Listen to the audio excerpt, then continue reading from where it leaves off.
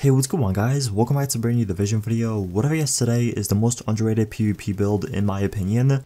This is a build you won't really see that much in Last Stand or the Dark Zone, and I'm not sure why. Like, it pretty much has everything you need for PvP, but for some reason people don't really like using it.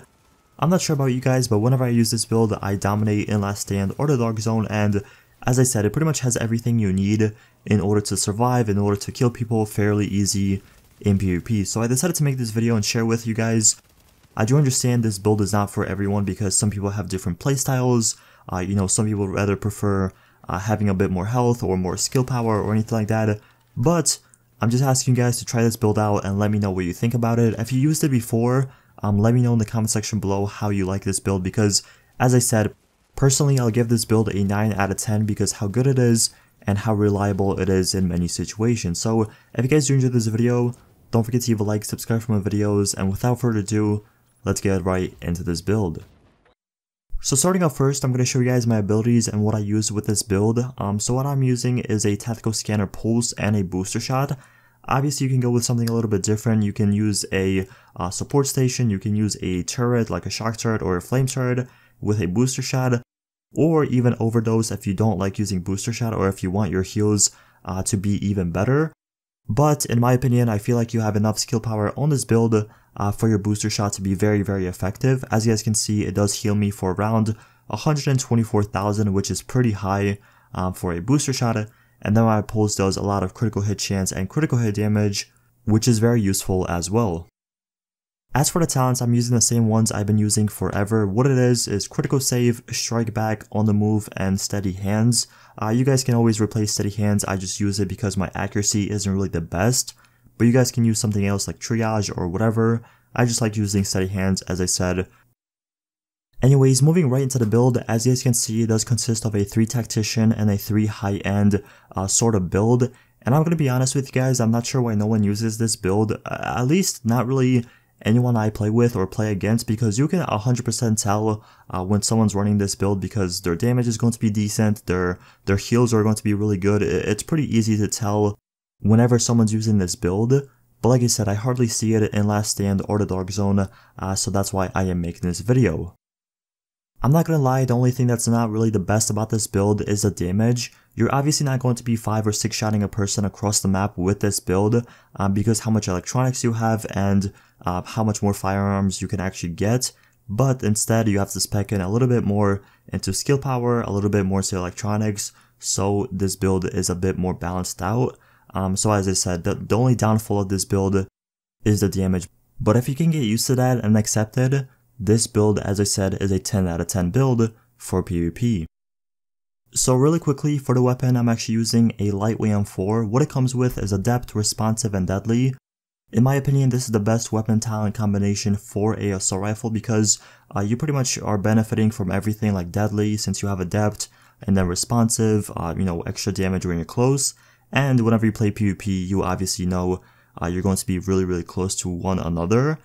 So that's why I like that weapon talent combination. For my secondary, I'm actually using a MP5N. This is just something if I need, more ammo, if I need to finish someone off or anything like that. This Navy MP5N comes in clutch all the time. For my weapon mods, I'm using all critical hit damage. The only thing a little bit different is I'm actually using rate of fire on my magazine instead of critical hit chance. But besides that, everything is just normal and standard. As you guys can see, I have headshot damage, critical hit chance, and headshot damage on pretty much anything I can have. Now for the gear, I'm going to show you guys what I rolled on my gear and pretty much what I'm using. I'm not going to spend the most amount of time on this because everyone pretty much knows what to use on their gear and what to roll, but I am still going to go over it really quickly so you guys get to see it. So first of all, on my chest, I'm using a Vigorous chest with health, skill haste, ammo capacity, and a 1268 firearms roll. I'm also using all electronics, firearms, and stamina skill haste mods. The only reason I do have a stamina / skill haste mod is to unlock my responsive on my assault rifle. Besides that, I don't really have anything into stamina. Anyways, moving on to the mask, I do have a skill power, damage to elite, and a firearms roll on that mask. And then once again, I have a electronic skill haste mod. As for my knee pads, I'm using a pretty nice electronics roll knee pads with 16,467 health. I also have shock resistance, increased kill XP, and blind/death resistance as the major attribute. For the backpack, I decided to go with a specialized backpack. What I have on it is a 1265 firearms roll with 13,115 health and also bleed resistance. This is where I kind of debated if I should go into skill power or health, but if I do go in skill power on my backpack, my health, or like my max health, is going to be really low, and I really don't want that. I want this build to be kind of balanced out, so that is the reason why I went into health on the backpack. As for the gloves, I'm using Savage gloves with assault rifle damage, critical hit damage, and health on kill with a 1260 firearms roll. The only thing I don't like about them is they have health on kill. If I could get something like critical hit chance or skill haste, it would be even better, but you know, it is what it is. And lastly, for the holster, I'm using a normal tactician holster with 8,306 health as the major attribute roll. The final thing I want to show you guys are my character stats. So the first thing is my weapon damage. It is only at 20,245. This is something that I wish was a little bit higher, but you know, it is what it is. I'll take it because it's not that bad.